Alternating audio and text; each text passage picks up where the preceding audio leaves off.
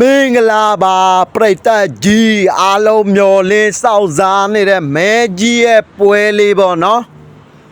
လူအများကအာယုံစိုက်စားပြီးတော့စောင့်စမ်းနေတဲ့မဲကြီးရဲ့ပွဲကိုကျွန်တော်ပြောကြည့်ပါတယ်နော်ကျွန်တော်တို့နွားပြင်ဆင်ထား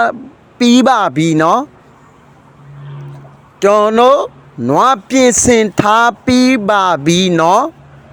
ဘာဖြစ်လို့လဲဆိုတော့စိန်ခေါ်သူရှိနေလို့ပေါ့နော်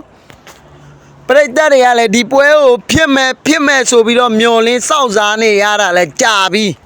အားလုံးလည်းဒီပွဲကိုတွေးကျင်နေတယ်ဖြစ်စေကျင်နေတယ်ဟုတ်တယ်မဟုတ်လားပရိသတ်ကြီးကျွန်တော်ပြောတာကနွားမပြင်ဆင်ထားတော့ကနွားကိုစိန်ခေါ်တယ်အခုနွားပြင်ဆင်ထားပြီးတော့စင်ရန်လရိုက်မပြောရတော့ဘာဒဏ်မှမထွက်ရတဲ့စိန်ခေါ်သူတွေကိုကျွန်တော်ပြောချင်တာပေါ့နော်။ဘာဖြစ်လို့လဲဆိုတော့နွားမပြင်ဆင်ထားတော့ကတော့ဟိုနွားကိုခွေးမယ်ဒီနွားကိုခွေးမယ်ဆိုတဲ့စကားတွေကရက်လိုက်ပါတော့ကျွန်တော်ပြောချင်ပါတယ်။မရဲဘူးပေါ်တင်ပြောယောက်ျားတွေပဲမဟုတ်လားကျွန်တော်တို့ရဲတဲ့ဆိုရင်ကျွန်တော်တို့ကြားနဲ့ဆင့်လေခွင်းမှာတွေ့လိုက်ရအောင်ပေါ့လိုက်မပြောနဲ့ရဲတဲ့ဆိုရင်ကျွန်တော်တို့ကလည်းအချိန်မရွေးစောင့်ဆိုင်နေပါတယ်ကြိုက်တဲ့ချိန်ညလက်ခေါ်ရင်ညလောက်ပြင်မယ်နေလက်ခေါ်နေလောက်ပြင်မယ်ကျွန်တော်တို့ကအစင်တစ်ဖြစ်နေတယ်ဗောနော်အစင်တစ်ဖြစ်တဲ့အချိန်မှာအခုဘာတမ်းမှမကြတော့ဘူးဆိုတော့ဒါပရိသတ်တွေကိုလိန်နေတာနဲ့တူပဲဟုတ်လားကဲကျွန်တော်ပြောချင်တာကဒဲလာရဲတယ်မရဲဘူးနွားပြင်းစင်ထားပါပြီမှမိမမဟုတ်ထမိန်ဝတ်လိုက်နွားပြင်းစင်ထားပါပြီလာခဲ့ပါကြိုက်တဲ့ချိန်လာခဲ့ပါလို့ကျွန်တော်ခေါ်ခြင်းပါတယ်နော်ကြိုက်တဲ့ချိန်ကိုလာပါလို့ကြိုးစိုးနေလျက်ပဲအမြဲတမ်းကျွန်တော်ရဲတဲ့ဆိုရင်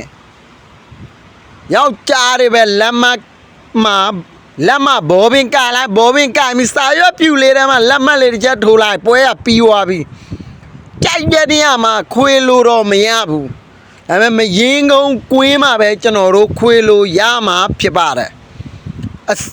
တကယ်ဒီဗီဒီယိုဖိုင်ကိုပရိသတ်ကြီးတယောက်အနေနဲ့ကျွန်တော်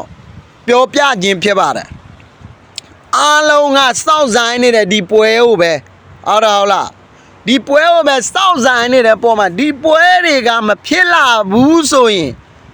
ပရိသတ်ကိုလိန်နေတာနဲ့တူပဲညီလေးမဲကြီးမဲလေးတို့ရဲ့ရာဇဝင်တမိုင်းကိုစုံစမ်းပြီးမှပြောစကားဆိုတာကပြောတိုင်းမကောင်းဘူးညီလေးပြောတိုင်းကောင်းတာဘာရှိလဲတိလားပုံမြင်နေပဲရှိတယ်ညီလေးပုံမြင်နေလိုက်မပြောနဲ့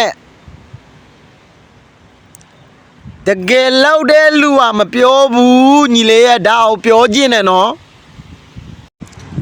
ပရိသတ်တွေကိုငဲ့ညာပါ